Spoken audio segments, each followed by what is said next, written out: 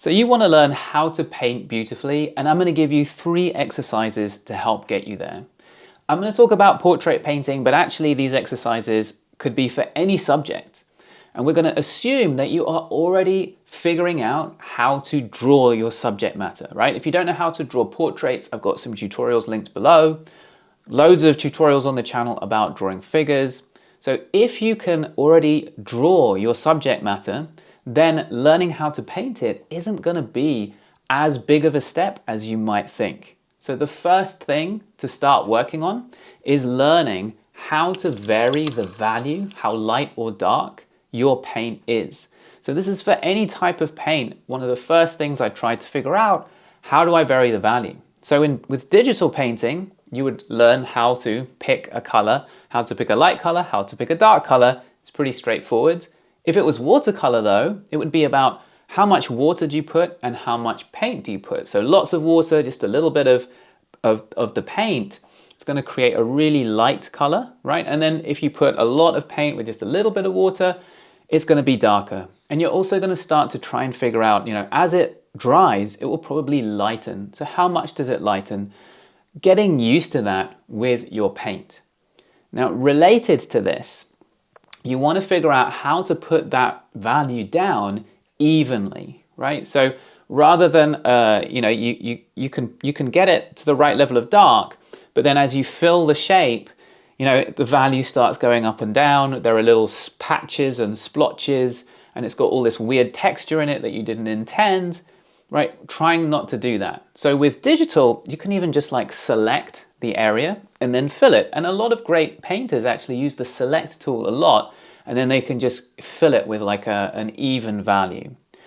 And so with watercolor, what you're going to want to do is learn how to use the bead so that you start to fill the shape with these okay, so for the brush, you're going to want to saturate that brush with paint and with water.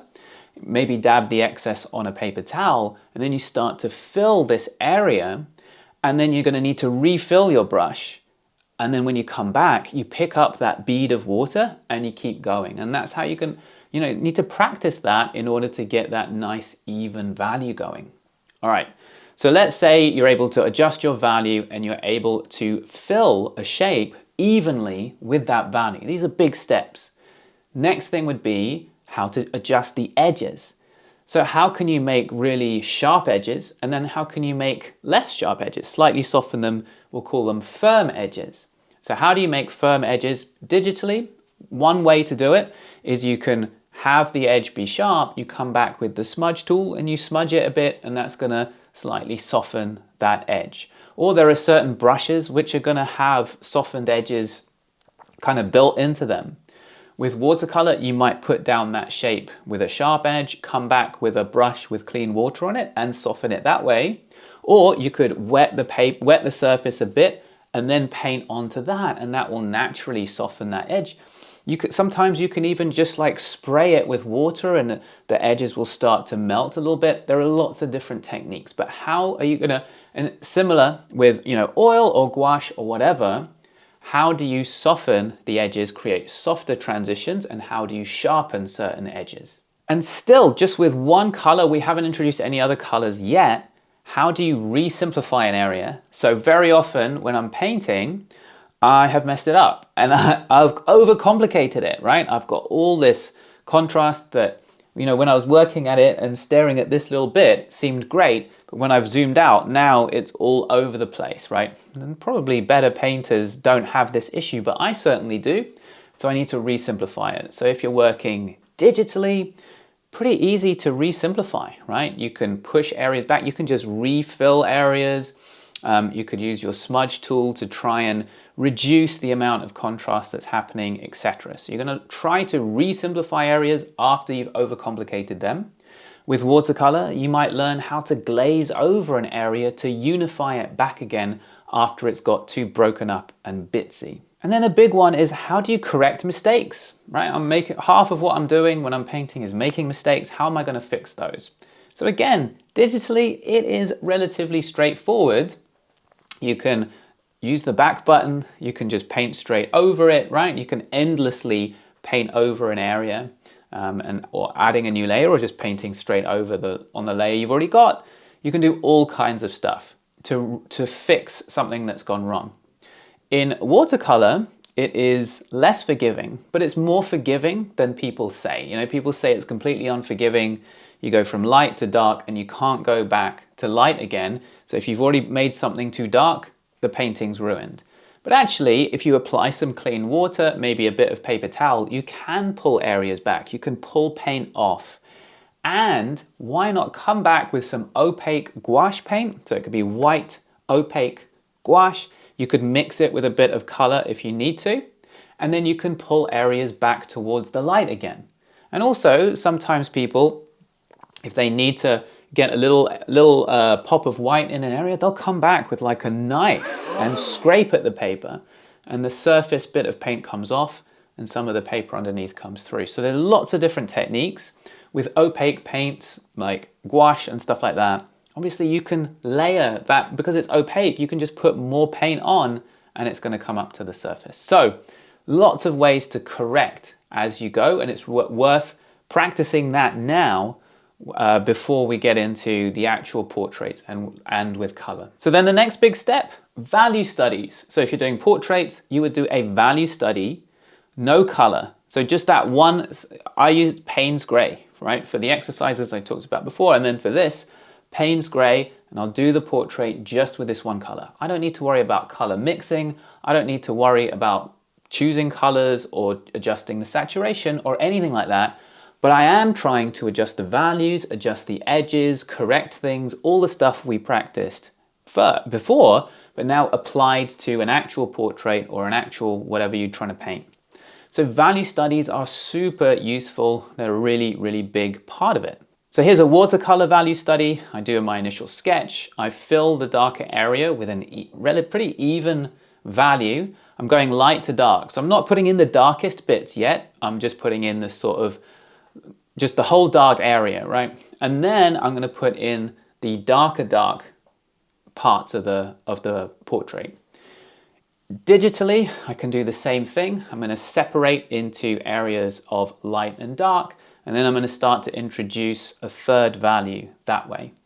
And as I go, I can soften certain edges and sharpen certain edges.